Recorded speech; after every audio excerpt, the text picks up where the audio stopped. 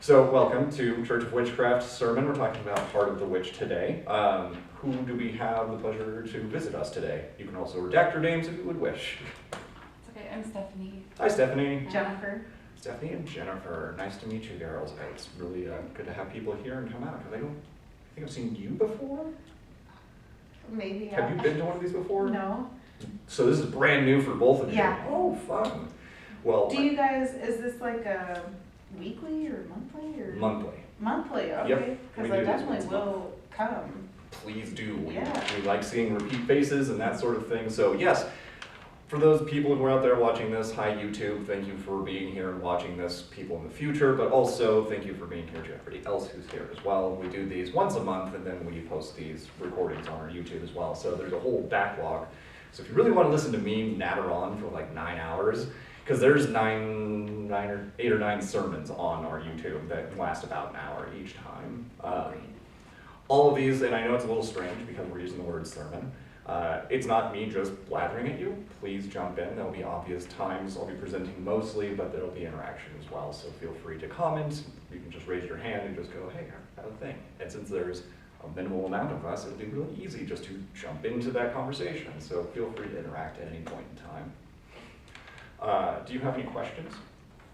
What day was it? Ooh, that varies, but usually Okay. it ends up being Wednesday. Okay, And and the it's always here. It's been here. I kind of shifted here because of the reason of time. This is the latest open library in the Springs. Okay, Because we were doing this on a weekend, but then weekends got all crazy, and then trying to do it on a Thursday afternoon, nobody would show up, and so we moved it to a later time so that would work better for adjusted schedules and work stuff too. I saw there was one in like Old Colorado City, I think, or. Yep, that was I us. wanted to go to that so bad. I was like, I don't think I can drive that far.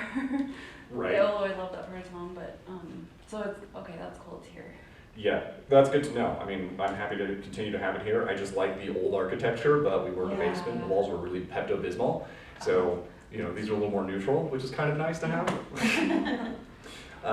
But yeah, this is the latest one, and if it's more central for people, then, you know, we're happy to be here. I'm happy to be here because it's just us running this stuff, so, yeah. Okay, so you weren't here for, and I don't have my, of course I don't have my box when I need it. So I would have to go to the binder. I might have to actually bring another table over here. But I have, so this sermon is specifically connecting the eyes of a witch as well as the hands of a witch together and kind of uniting those together. Actually, let me get a table because that'll make my life a lot easier. You two can just stare at a blank wall for a hot second.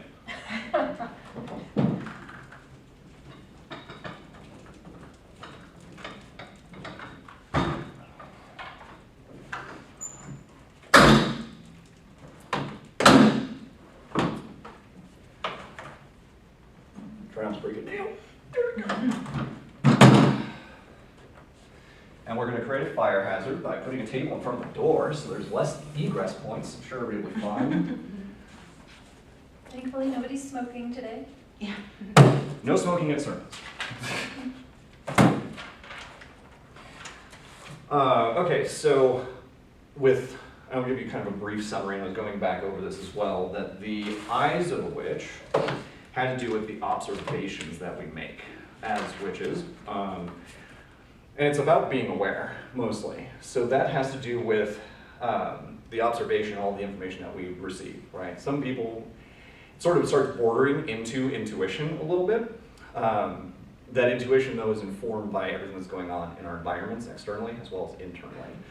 And so synthesizing a lot of information together, we do it super fast, and that tends to turn out as intuition. You just sort of know, like you listen to certain sounds and you just have an idea.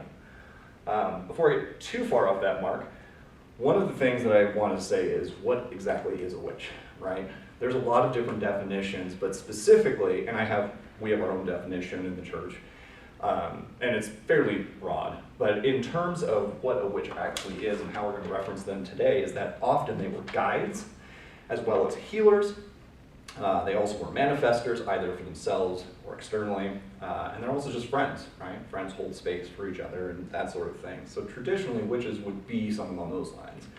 They would live on the edges of cities and towns, and they would usually have some sort of herbal knowledge. They would be healers in that kind of aspect, but also healer doesn't just mean your physical body, right? We also have, as we would all pretty much agree to, that we all have a metaphysical component as well as a physical component. And so healing also means things like your metaphysical components. So things like shadow work, for example, if you just want to call that essentially ancient therapy. But shadow work is facing those inner difficulties that you might have or those barrier behaviors, right? I try to stay away from, just because of my profession, which is oddly not the church. I have another profession on a day job. But shadow work and therapy stuff, I try to stay away from words like challenge or impediment. They're barriers to what we're trying to achieve. They're not wrong, they're not bad, they're just existing, right? Whether that's a difficulty in communication, whatever it might be, repetitive behaviors, cycles that we get into, those are barriers. They're not necessarily challenges or problems that we have to fix ourselves. We're not broken. There's nothing broken because humans have problems because they're in the world. And so that being said, the healing aspect, I try to use words that are more constructive, that are helpful in that way so that we have a more intuitive narrative with ourselves and a healthier narrative with ourselves that's less judgmental, a little less fierce.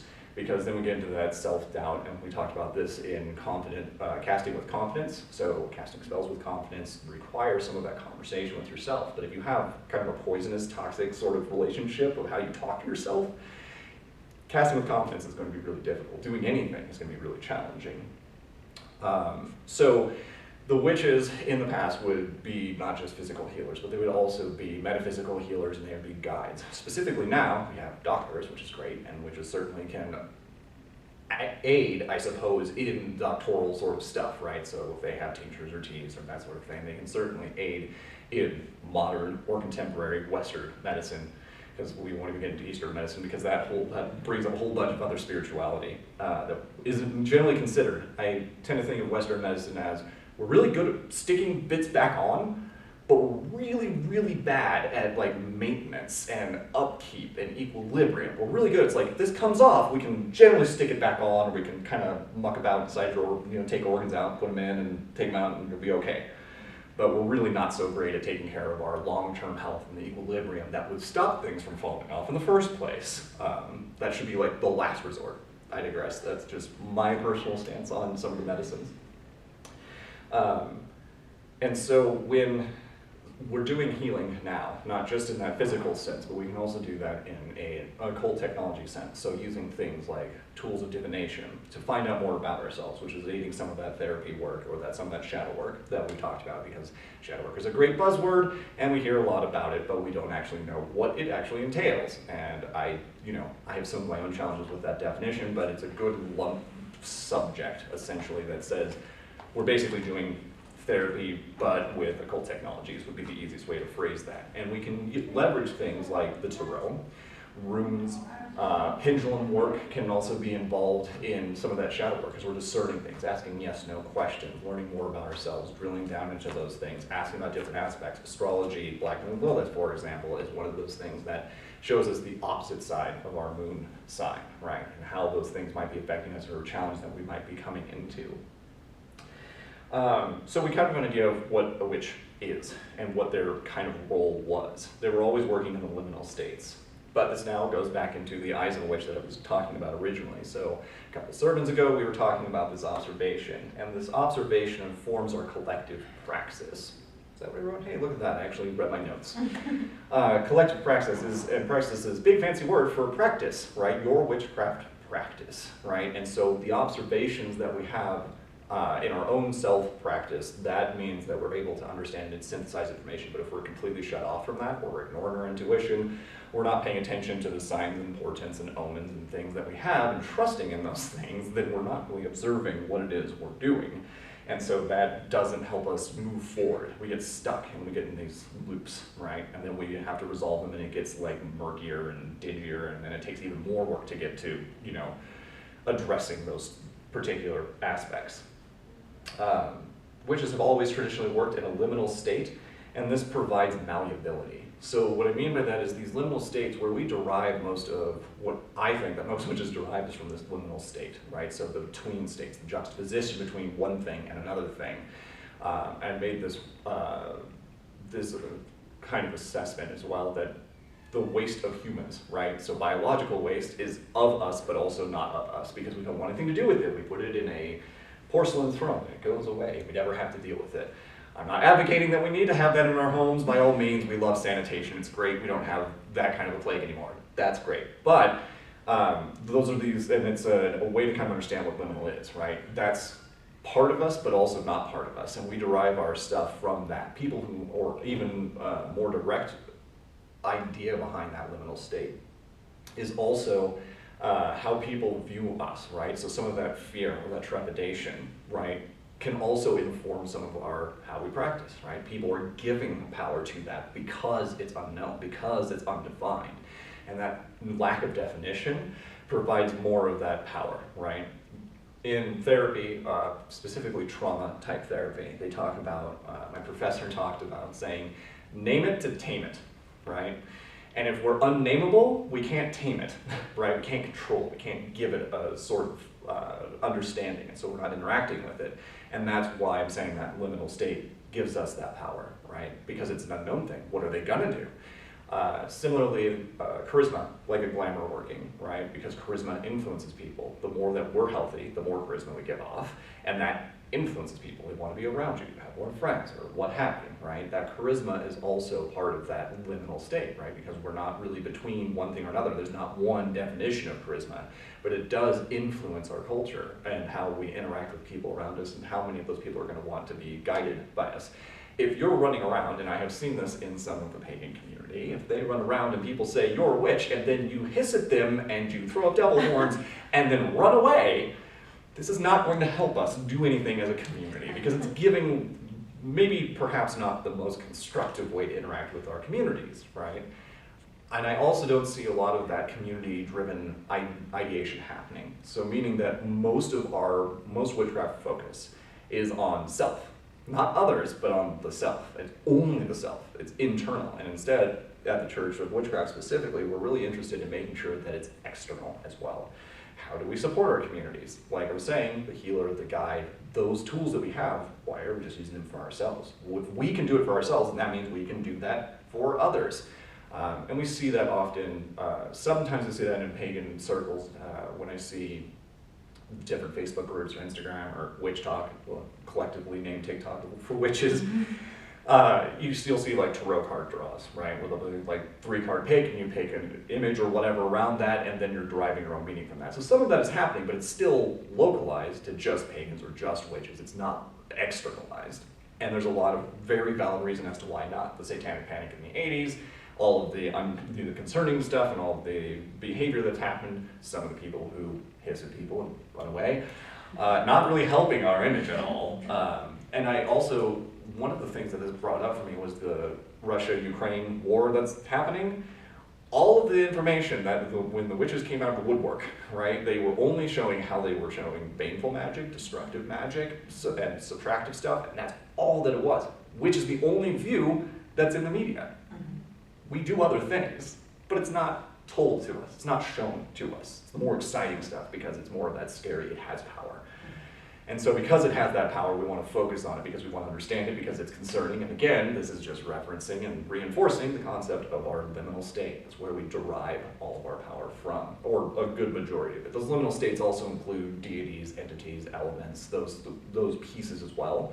But those are also between states, right? Where's a deity? Where does it live? Right? Does it live in you? Does it live in the cosmos? Does it live in another realm? We don't have any idea, right? And so we're deriving stuff from that liminal state of wherever deities might come from.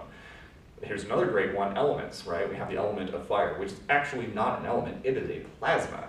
It's a pseudoplasma, which means that it's somewhere between a plasma state and a liquid state, and there's not really actually a defined term as to what fire even is.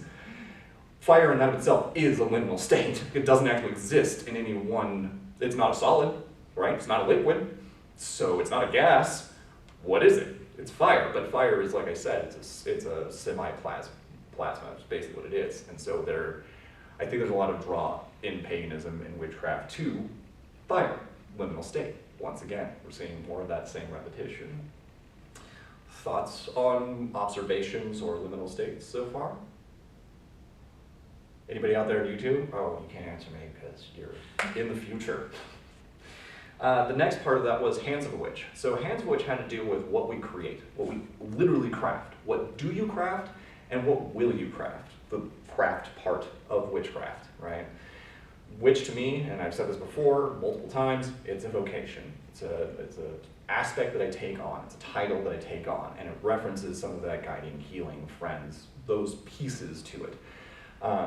In that endeavor of knowing what a witch is, the witch then crafts things. But why does the witch craft? What does the witch craft? What will you craft? And a lot of that just comes down to, sometimes I hear people just tell me, oh, I just do it by intuition, right? Well, you're just reacting.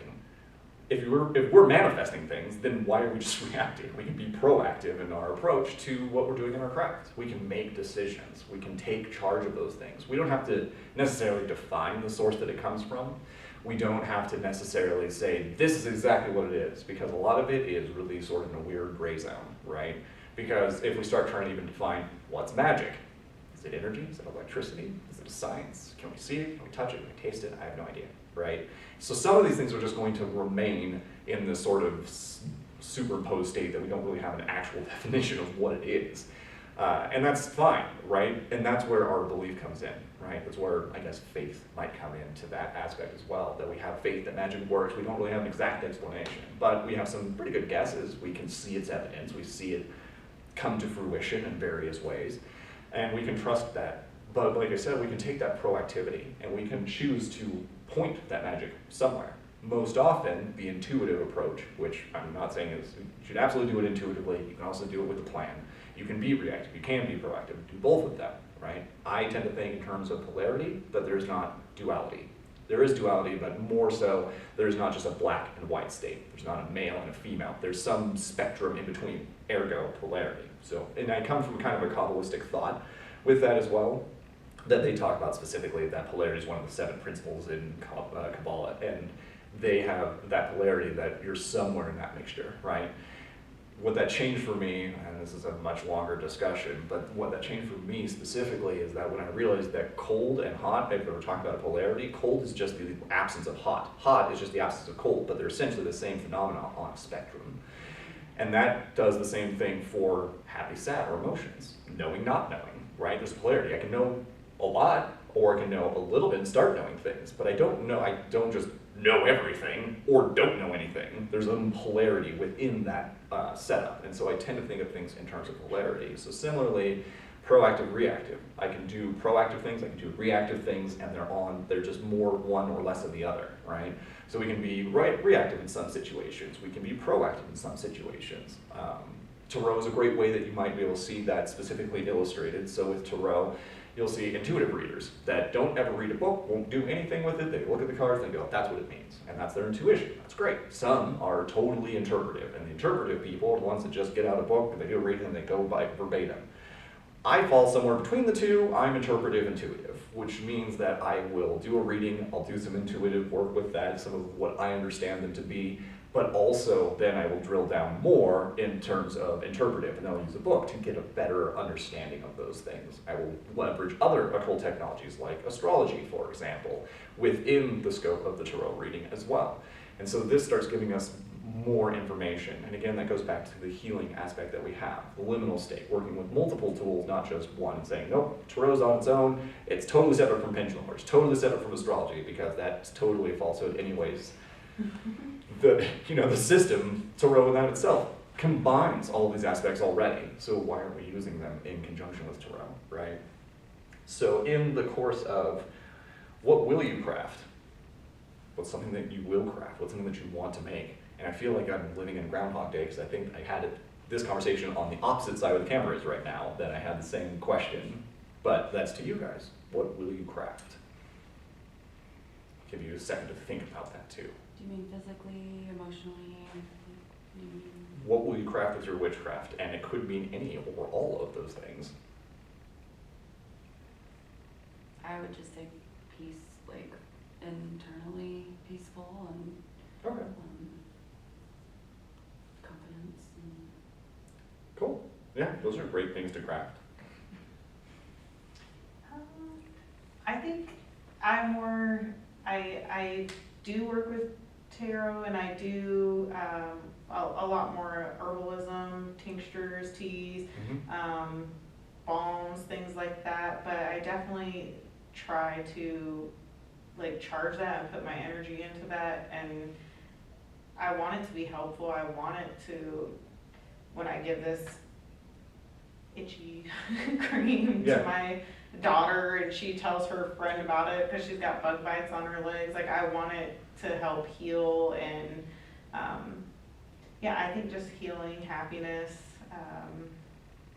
definitely the opposite of like how you were saying we get like a stigma for hissing and running away and stuff like that. I'm like, I'm totally not, like which is good. Yeah. Thank you. Yeah.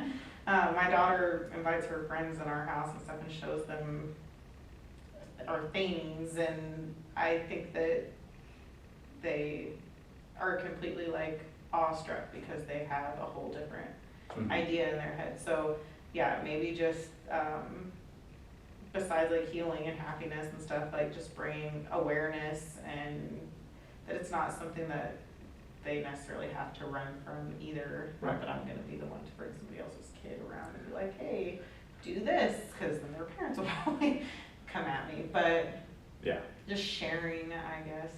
Being open, that sort Yeah. of thing. That's part of the I reason. don't know if why. that answers.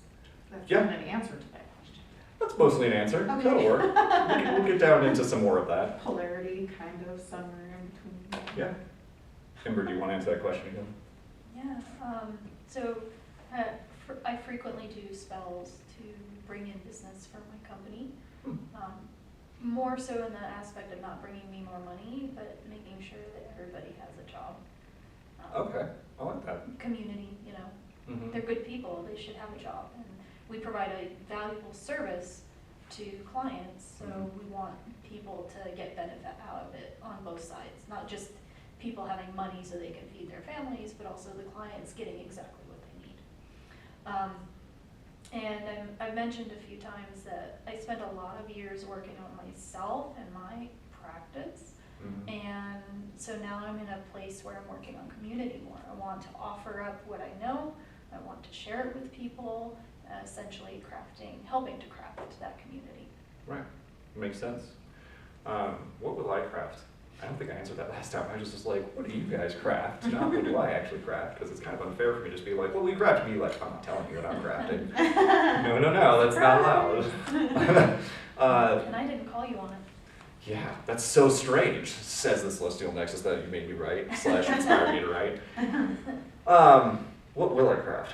Oh boy, there's a whole bunch of things. And this starts getting into, I won't get too far down this rabbit hole because it's going to come up, we're going to redo the same thing, but it has to do with my own sanctity, my own divinity, right? And developing what will I craft and what do I craft are kind of intermixed, because what I'm doing, what I am crafting currently, and then what I'm going to craft is going to be more what I'm already doing. And that just has to do with me being in line. So in Celestial Witchcraft, I reference that as syncretic form, and that's basically just the harmonized version of yourself. And so that is what I will craft, but it is also what I'm doing right now. So it's both of those things. Ergo liminal state, once again, we're seeing this all over the place, and we will continue to see that. Polarity also lends itself really well to just liminal states because it's not really one or the other. So those are things, that's one of the things that I will craft, and also what I do craft currently. I also do a lot of magical R&D stuff, so making systems and frameworks and inventories for the church, right? So meaning that one that's going to be coming up that I'm almost done with, thankfully, is a spell inventory. So meaning, how do we craft a spell, right? That's a big question, and people are like, I do spells. It's like, do you like candle? What are you doing with this? There's so many aspects. So I'm trying to, and always with almost every aspect of the church, specifically, we really try to make as neutral a framework as possible that everything else can be overlaid on top of. So if there's a Hellenistic witch, then they can use the same framework. They can use pieces of it, they can use all of it, they can use none of it doesn't matter. If it's a kitchen witch, then it's going to look different. If it's a celestial witch, it's going to look different. It just varies. And we're trying to make as neutral a framework as possible that can be used, or pieces of it can be used. It doesn't have to be done in totality. Anyways, so what do I craft?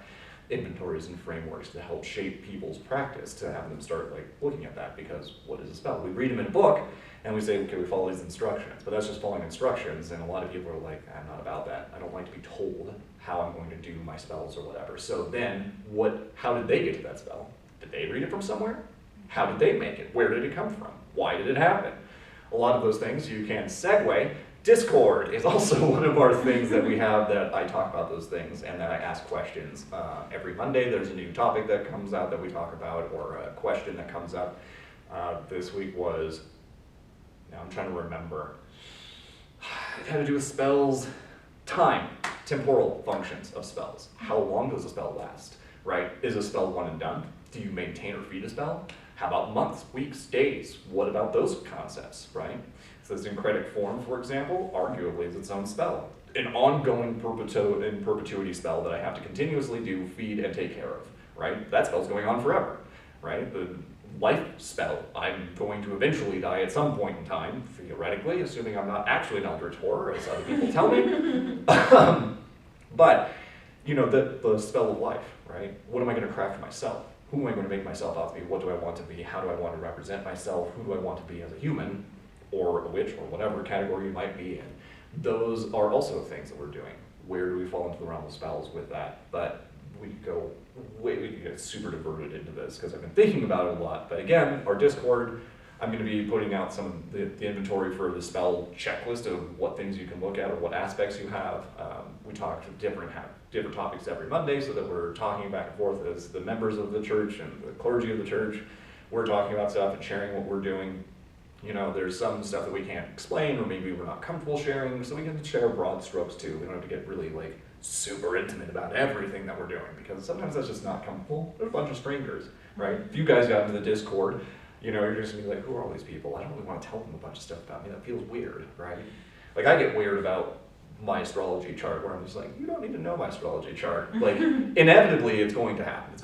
People are going to find out what is in my natal chart, which is fine. But I'm not just running around going like, these are my big three, to like every human that I come across, because that's just a weird bugaboo of mine. But I will teach people how to do natal stuff. I will teach about those things, but you know, you can determine how much you want to share, or if you want to share at all. So we've got a lot of lurkers. We have 70 people in the Discord right now, and like probably like 10 maybe who. Yeah, like 10, and chat. yeah, and that's 10 besides the clergy, right? So the clergy we're not concluding, there's like 13, 10 without the clergy. But still, that's 10 people doing stuff, separate stuff, that don't really know each other, that are just members of the church.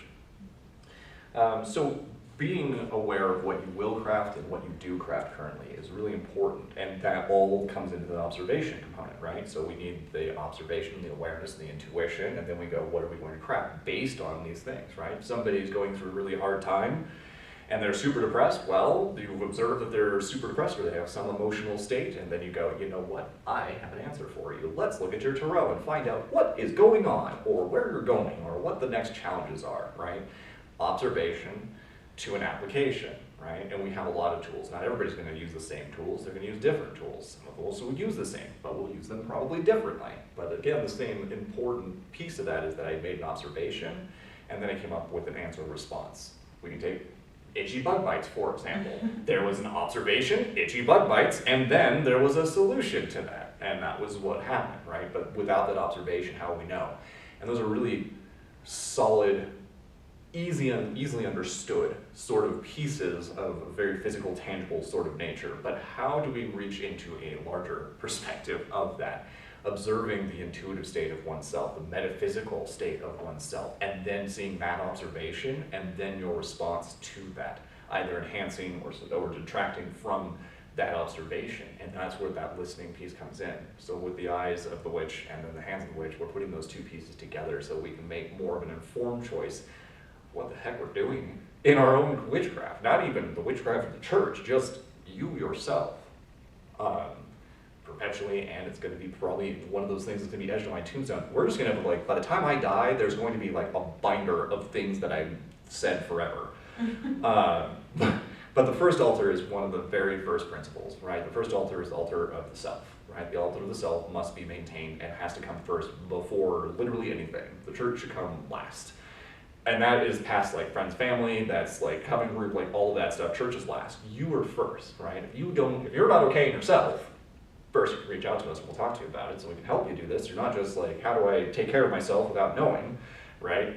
Because there's a lot of people that came before you that have maybe dealt with some of the similar things. Dark nights of the soul, done shadow work, had some ideas, or maybe have some input. Maybe they don't have an answer, but maybe they have a way or a tool that they might be able to impart to you.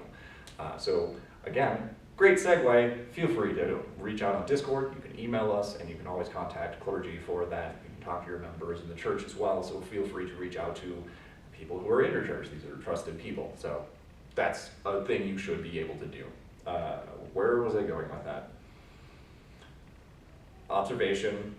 This is where I derailed myself. First altar. First altar, thank you. This is why you're here, because I forget all of these things. But the first altar has to be first. You have to make sure that's healthy and stable before you can reach out to friends and family, and then into your wider scope of community. Because if you are a whole mess, nobody's gonna be perfect. There's only like 2/3 okay. Maybe is like the best that human's gonna get. You're never gonna be totally okay.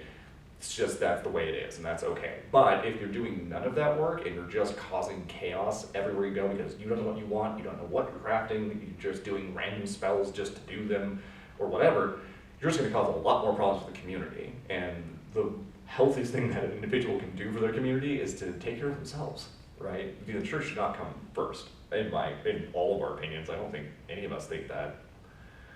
I mean, talking about what you said earlier, if you have problems, reach out. That can be kind of like the hospital for the soul. That's what my husband kind of calls it. Oh, yeah. So something like that, yeah, that might be part of getting help, but yeah, you gotta focus on what you're actually doing. Right, doing some of that. And some of these things, I think we'll use the hospital metaphor again, triage, right? If you're in absolute, you're totally distraught, you're gonna have to do some triage to just stop the initial thing that's happening.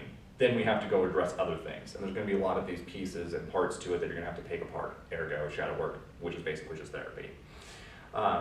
So yeah, we're really hardcore into that, first altar stuff. Also, to address people who may not be comfortable with talking openly to members of the church, that's why you can reach out to the clergy as well, because all of your stuff is private information.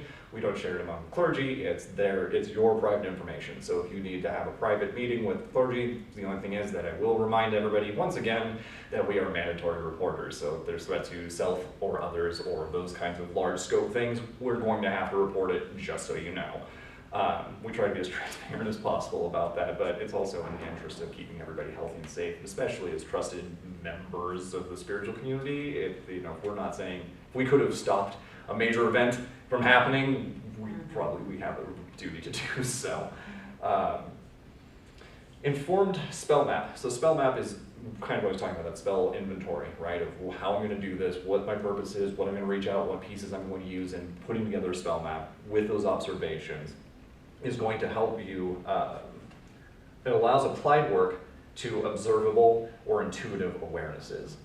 So that way I can put together all of these things and I say, I'm going to work with this deity, I'm going to work with these correspondences, and then I can observe what's happening, and I can also intuit what's happening. So spells either come in I'm going to plan this thing proactively, or I'm going to reactive, intuit how a spell is going to work. I do both of these things. Some will only do one or the other. One of our coven members, for example, she doesn't do any. It's all intuitive. There is no planning at all. It's all 100% tuition, which I could debate on, but that goes into philosophy and we don't need to go there. Too much harder than I already am.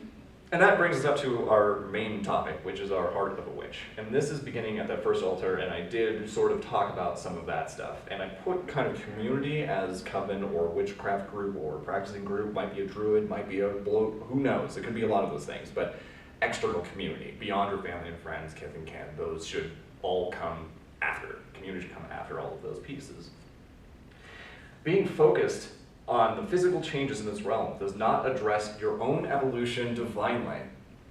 Let's talk about that for a little bit. So I'm not going to go way into depth because this is going to be coming up soon, but I'm going to be talking about theurgy and thaumaturgy coming up in the next couple of sermons, and then how those things sort of affect and what they mean and who said what about it, but that's not what we're talking about here.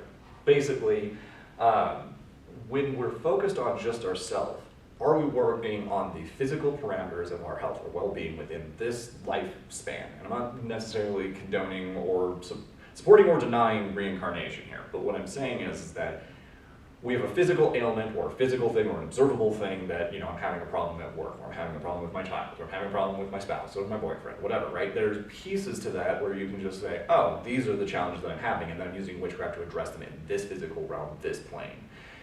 But since witchcraft is, I think most of us would agree at this point, that it is beyond this physical realm, that it's a metaphysical component. It works in both places, right? We do the physical stuff, but I see a lot of that focus on just the physical problems, the immediate things, because these aren't shortcuts. In my practice, at least how I view most witchcraft is witchcraft comes second, right? There's a lot of things I can do in my own life to make things better, right? If I have extreme weight problems or something, I can't just spell that away. I can't just do witchcraft that way. I need to stop eating Oreos for dinner, right? I know. I had Oreos right before bed last night. Oh no, how are your dreams? Were they a little weird? I always have the craziest dreams. I'm so exhausted when I wake up. I'm like, oh. Gotcha. Yeah. But yeah, you can't, there are ways to address this, right? I'm not just gonna, if you've got gout, I'm not gonna just do a spell to get rid of gout. I'm just gonna stop eating so much salt, right? Do the work on yourself first. There's physical things that we need to do way before witchcraft ever happens. And again, that's still your first altar concept. I have to take care of myself, not just metaphysically, but also physically. So I have to do it in the metaphysical and the physical plane to be healthy enough to do that. Thaumaturgy, theurgy stuff I'm going to expand on far more in depth, but witchcraft being a metaphysical property means that I want to increase my own divinity? And then how do I want to evolve that? People talk about different potency levels of witches or how powerful a witch is. I also stay away from words like powerful because I don't really see that it's a place. I'm not seeking power. That's not what it is for me, at least. Some witches might be like, I want power, but that's usually connected to something else in their past, and they're using, again, that same kind of concept that they were talking about. I need to deal with the therapy stuff and deal with my childhood trauma. And when I was powerless then and not trying to get power through witchcraft in a different avenue, you need to address the thing that's happening in your childhood, not just be like, I can get power through witchcraft and just sort of ignore, a scared little child of, mine, right? And so that tends to happen a lot. So I don't generally look for power in witchcraft. I'm looking for potency. And potency to me is the effectiveness, right? How effective is my spell work? How effective is whatever I'm crafting, what I will craft, what I do craft? And if I'm not seeing a potency or if I'm not seeing some sort of effect happening, then is there something in me that I need to change? There's something that needs to evolve or alter or shift in my own perspective to be more aware, to have more of that potency and that effect. Or are you spelling away the gout? Yeah, or you're spelling away the gout, right? And so addressing yourself divinely, and you can take this in a lot of different ways. I'm going to see if this is going to go into what I was, yes it does, okay, good. So part of the divine aspect of yourself, whether, are you developing yourself? So if there's reincarnation, for example, are you doing witchcraft to address the next phase of your life, either past, present, or future? Well, that's a great question. Not a lot of witches are talking about that. They're saying, how do I fix my shadow work? How do I fix the broken me? And do those sorts of things, right? With this sort of unhealthy narrative that's going on. But they're not thinking about, well, what about reincarnation? Right? That's one aspect, and we're going to use another one. What about the collective unconscious? If reincarnation doesn't exist for you, then are you doing witchcraft to further the collective consciousness? Do we assume that there's perhaps an all source that we all go back to, that we're all part of? In which case, if we're doing witchcraft, and we're trying to aim for less ego, for example, and we're trying to get to more of that sanctified, that divine place in ourselves, do we do that for the betterment of the collective consciousness, the all space, to raise the divinity of that specific thing, even if reincarnation doesn't exist? The ascension to divinity, we see this kind of get weirdly perverted in a lot of different religions, but we see, witchcraft hasn't had this, I haven't seen this conversation happen yet, or at least it's happened in small pockets that I'm not aware of yet.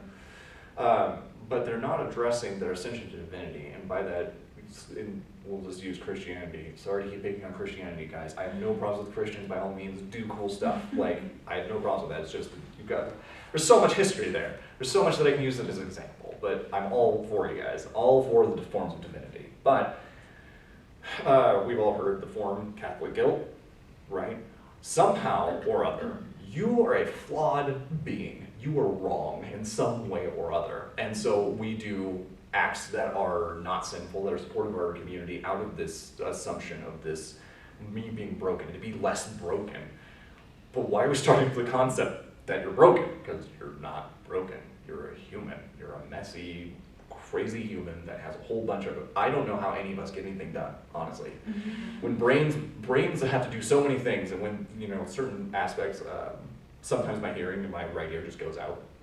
And I'm just like, I just kind of go like, that's fine. Like, my brain is trying to like handle, all of my lifespans of memories and all of the other things that are going on. If it just sort of screws up hearing for like 10 minutes, I'm like, it's okay, man. Like, I understand.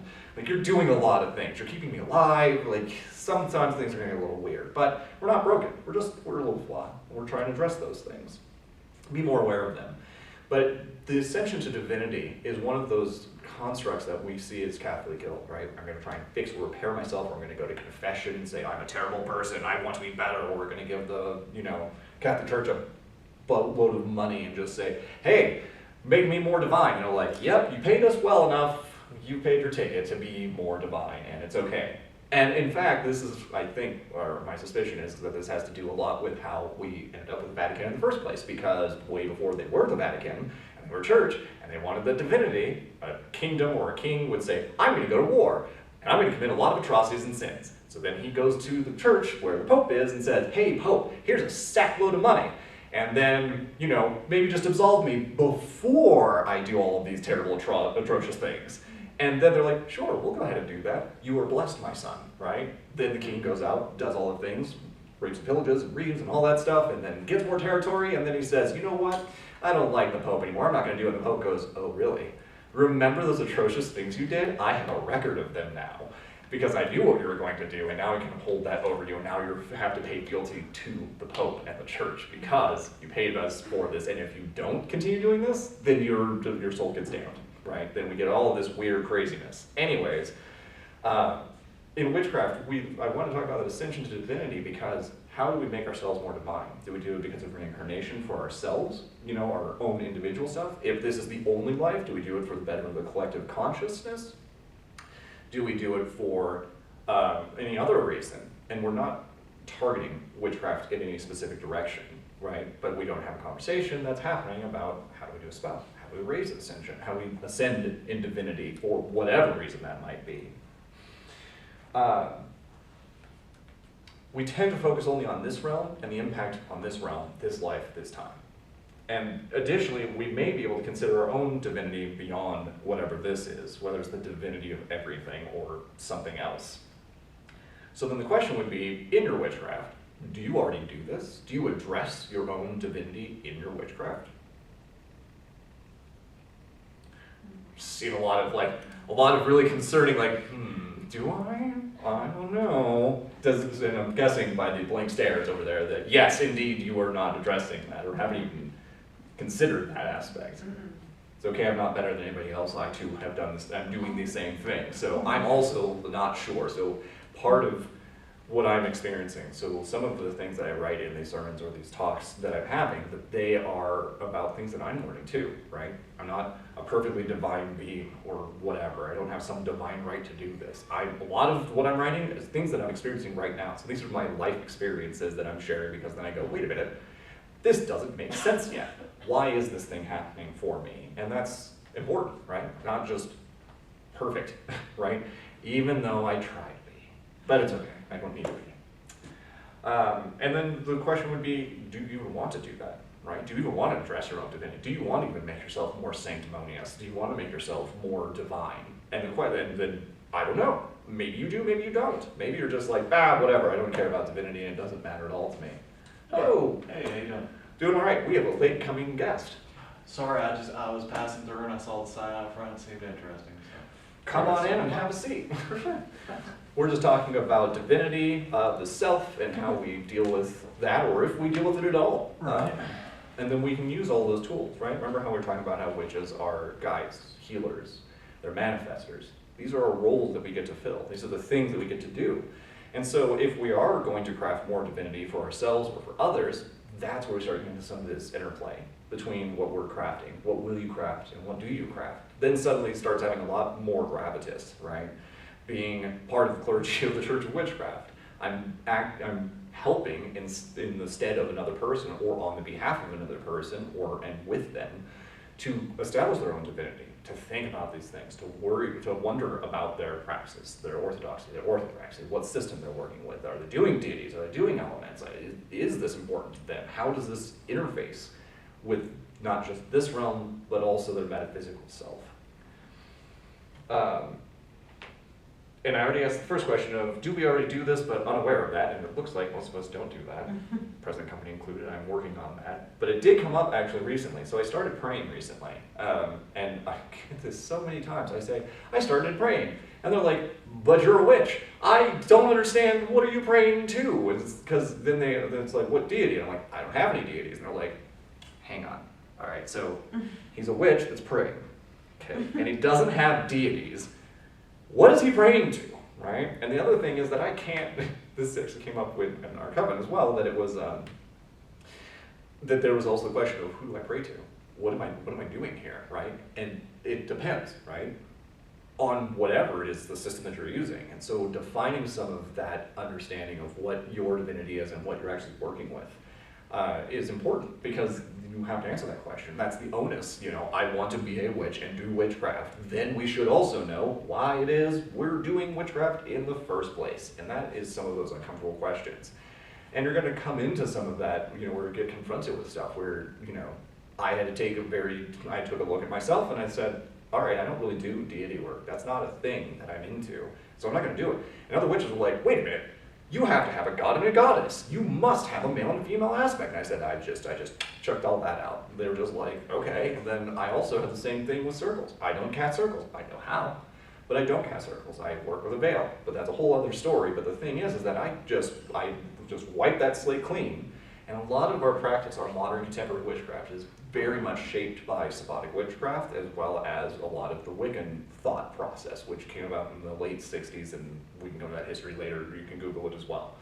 But that being said, I wiped all of that kind of away, and I started looking at beyond just pan-European sources, right? Because a lot of the Sabbatic witchcraft, a lot of the Gardnerian, the Wicca stuff, that looks at a pan-European approach. And saying, so to me, that's just saying, hey, witchcraft only exists in Europe. And that just doesn't make sense, right? We know that there's plenty of sources out there. What about all of the Far East stuff, right? So if you're looking at Ayurvedic stuff, the Astika schools, is that witchcraft? What about African tribalism, shamanism? What about Native Americans? Is that classified as witchcraft? Right? The ignorance of just saying that pan-European is the only core that we have of which witchcraft in that itself doesn't make sense. And that's part of that decolonizing aspect. And we want to look at all of those and see those. But most often we see a lot of pan-European stuff. So I just sort of erased that for myself. And I started really looking at what the definitions and terms were. Why am I doing these things? I came from a very philosophical and psychological aspect, as well as sociology and anthropology, to sort of answer some of my own questions about this and other people's approaches, other societies. And in that finding, I started seeing deities, you're a witch. And like, that doesn't make any sense. They're like, well, you can't not cast circles, you're a witch. And it's like, I don't have to cast circles. I really don't. None of us do. We define what our witchcraft is. It's an individualized cult institution. The cult institution of yourself, right? My own definition, my own private solitary practice. Sometimes that system or tradition fits with others. Ergo, things like Wicca, or things from Arthur Chumley. Who was that? Chumley, I only have that last name. But Buckland's in there too. D. Gaunt, is that right? No, John D. There we go. My brain history, man. There's a lot in there. I've been up since 5, so forgive me. But they have some of the modalities of witchcraft that are centered around that. We see a lot of that information because it's the most accessible. It's the easiest to get a hold of, right? You can get a lot of stuff for OTG or the Golden Dawn. A lot of stuff for Selima, you can find that pretty easily. But what happens if you don't fit any of those systems? If you do, follow them. Find out what they are, why they exist. Find others that believe the same way you do. Practice with them. That's a great thing. And if it doesn't fit for you and you're a solitary practitioner and none of that makes sense, chuck it out and start reading books. I was not prepared for the amount of research that was going to be required for doing witchcraft, because when you get rid of just the Llewellyn pan-European stuff, you go, okay, well, now we have none of these structures. And then I started wondering, what are the structures? Why do these structures even exist? And that has led me to where I'm at now, almost full circle. But that's a whole other conversation.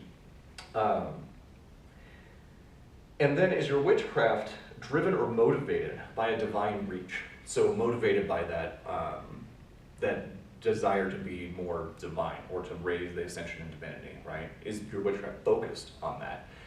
You could also interject with divinity. You could also say ego.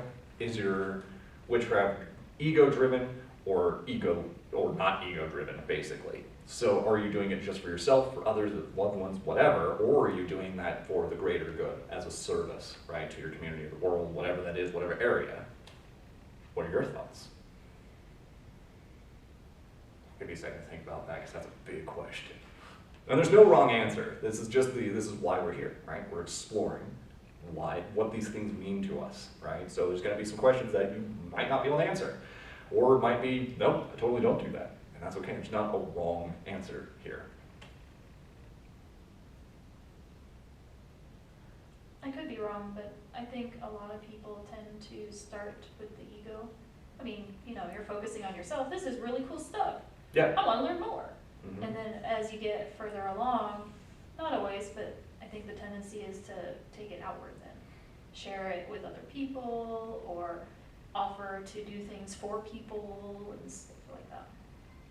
Right. Sometimes people, I think that you're right. I think that sometimes that avenue just gets shut down, because then, for all the reasons we were talking about before sermon, Yes. that they want to share and expand and explore all these things and give this out, but then They don't know how. they don't know how, or the avenue doesn't exist for them, Yeah. for whatever. They live in the Bible Belt.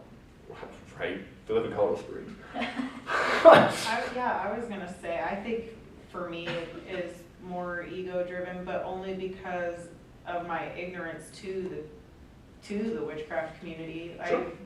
Just even knowing that this existed, I was like, when she invited me, I was like, what? I didn't even know there was such a thing. Like, and Oh, we did it. I actually don't have any social media or anything either, so I think I'm cut off to a lot of Yeah. community. But I had to do that for my own health. But yeah, so I think for me it is more ego-driven. Not that I necessarily want it to be or want it to continue to be, but just fair. because of lack of knowledge of other people exist in my community that I could be a part of, or Yeah. Definitely something to look at. Yeah. I mean, or not. I mean, I'm not here to Yeah. tell you what to do. Yeah. I'm just I'm here to present a mirror about Mhm. things and reflection, mostly. I would say mine's ego-driven. I guess I didn't think about it that way, and then I'm Right. like, you know what? Actually, I think it is, because I'm Mhm. like trying to find that inner peace, and but then also it's for my family, like my kids, wanting to have peace for them, and you mentioned praying. I don't pray, but I just I guess it is praying. I don't know. I just send it out into the universe and hope that it works and other people receive it. Mhm. And so it is a little bit of like the community part of it. But I think, yeah, it's more. Right. And you're starting to sort of reach out into that, reaching out into that non-egoistic space that you start with the egoistic, and you're like, wait a minute, I might be able to reach out over there a little bit. Oh man, if only we didn't have YouTube's ridiculous, censoring. If we had, we could just play Reach Out and Touch Faith, Depeche Mode. yeah. I mean, that's literally what we're talking about at the moment. And is that something that you want to do? Do you want to be more egoistic or less egoistic? And again, there's no wrong answer here. I feel good when I help other people. Like, it just Okay. helps me feel better, and especially if they get something from it. Yeah. I want to make people feel better, and then it makes me feel better too. Right. That's cool. Did you want to share anything? Or are you just in receptive mode? I'm receiving right now. Awesome. I'm good with that. Well, also, YouTube people out there, or whoever's watching it on whatever platform, also ask yourself the same thing. Is your practice more ego-driven, or is it less ego-driven? And then, which way do you want to kind of move with that? Do you want to, because both are applicable. If you just want to do ego-driven stuff, go nuts. Like, that's fine. There's 7 billion people on the planet? I'm sure there's enough witches out there that, will take up the slack on the other one. Like, it'll balance out. It just has to.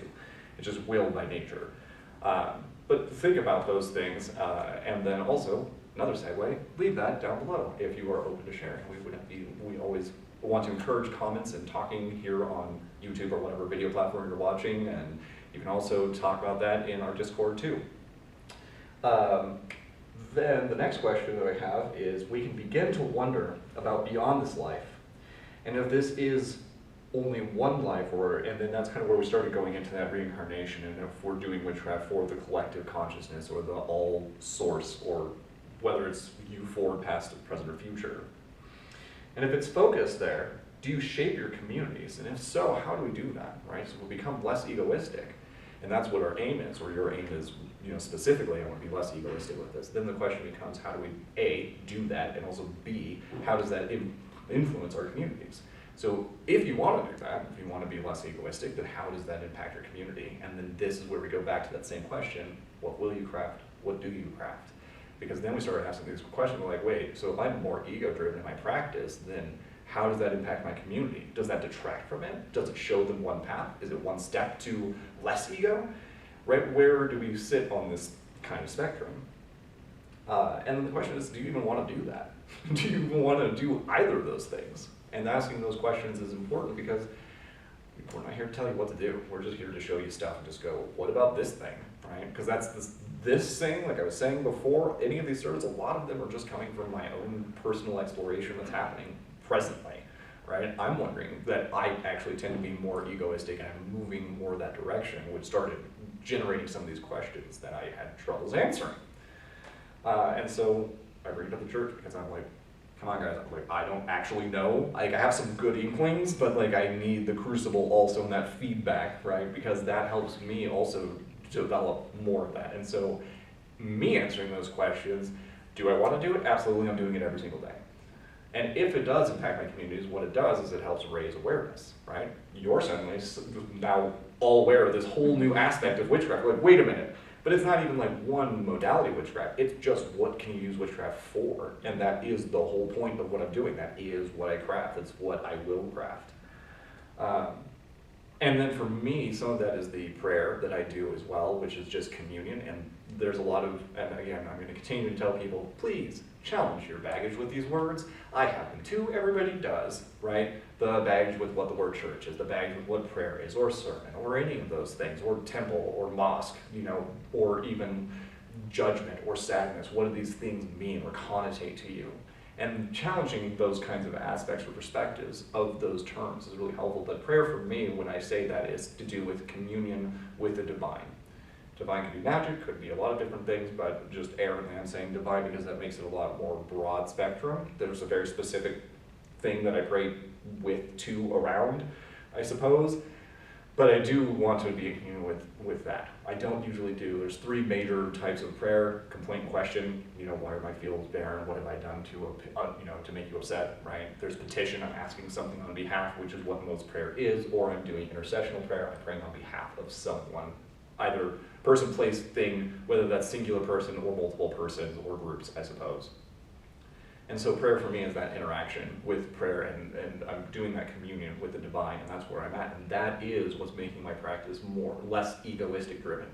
It's driven to make myself more of that sanctified self, the sanctified version I want to be, because when I'm more sanctified, then I can be a beacon, I can be a paragon, I can be an example, I can show and model through my behavior, and then that impacts everybody else. Remember I was talking about charisma? It's the same thing, right? If I'm making myself more divine, however you might do it, is kind of a moot point. I don't really, I care, but that's really your business, and I can sort of point you at things to look at, but that is, me working on my own sanctity and my own divinity is being able to show and model and demonstrate how I'm doing that, at least in one method, that will help raise everybody else's sort of idea and awareness, right? So again, this is where that less egoistic component is coming in.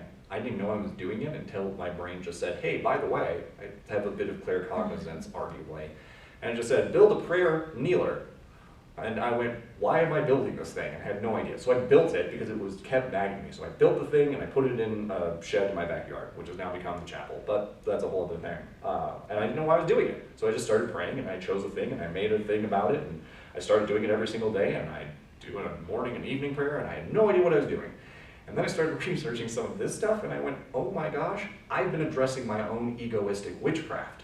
And I was doing that not even knowing I was doing it. I just had this knowledge in my head that just said, build this thing. And I went, I don't know why, but this is why, because it started raising these questions and starting to shape how we do our witchcraft, how we do our spells, how we do any of those things in our communities. And then my next request, I don't know what time we're at. I feel like I'm getting close. 7:37. Oh my gosh, I have to speed this up, but I'm almost done. So my next request is for everybody here is to think about this and then to enact change if they think it's prudent. So reach out beyond your own egoist. I'm just going to read this because I wrote this in haste. Your own ego-driven actions, right? Perhaps you can seek less egoistic machinations, the way you think, right? I'm going to approach this for my own benefit. Maybe I'm going to approach this for somebody else's benefit. Maybe I'm going to help guide somebody. Maybe you just choose somebody, you know, bust out some tarot cards or some other occult technologies. Go, hey, do you want some guidance? Let's have a conversation. Pick and choose. Also know that might go a little wonky. Just so you know, like, not everybody's super receptive, and just expect, like, there's gonna be a lot of no's, and that's okay, and just don't be pushy about that, right? Let people come to their own distinctions. Don't just chase people down the road with a deck of cards going, I wanna help you! I'm trying to help you! Nobody loves that. Everybody hates that, don't do it. But you know, you can offer it, right? You can talk in your communities about that. You can be more receptive. And part of that research is understanding how those systems work, why those systems work, what you do, how your approach to it is, what the practices of that skill. The better that you get at that, the better you can help your community, because then you know more. And this certainly, both ego and egoless states, they have a purpose. Explore both of them, right? Some of the first altar stuff, you know, when I take care of that, that's totally ego-driven, but I needed to do that so that I'm healthy enough for my community. The function of celestial witchcraft, one of them is specifically to develop grace. And it's a response that I had to what's going on here, right? So there's a whole system of that, but my whole function for me is to create this graceful state of self-being, the egoist state, and then from that grace can emanate things that help the rest of the community. So by developing grace via the celestial witchcraft system that I have, that I believe in or practice or whatever you want to call that, it is ostensibly helping the greater community for that reason, and so that's why I do it. So again, start asking, what will you craft? What do you craft? Whether you want to be egoistic or less egoistic in your own craft. How do you want to do that? What things do you want to shape for your community? Do you even want to shape things for the community? Do you even want to interact in that way? And again, there's no really wrong answer here. It's just being aware of where you're at, eyes of the witch, observing where you're at in your own life point, right? Some of us may be working on that ego stuff, and we have to first. Some of us may be beyond that and want to work somewhere else. So that's where that observation comes in. The hands of the witch tell us and inform what we're going to create. What will we craft? What do you craft? How will you synthesize those things together? And then bringing the observation and the crafting together to how we influence our communities in the heart of the witch. And so minding all of those pieces is what developed some of that witchcraft, our approach to that. And that's why we're here. That's why we have these questions. So answer those either in the comments below, on our Discord. You can email it to us. If you're going through tricky stuff, if you're doing shadow work and you need more of that information, feel free to reach out to clergy. You can email us, you can call us. There's numbers everywhere. Just look it up on our website. We're all there for it. You can share with other members of the church as well, and we encourage all of that. So thank you for watching, but now we have to clean up and get out of here because the library's going to shut down, and I don't live here. The occult library's at my house, and that's where I live. I don't live in the standard library. So thank you again for watching and listening, and we will see you at the next sermon.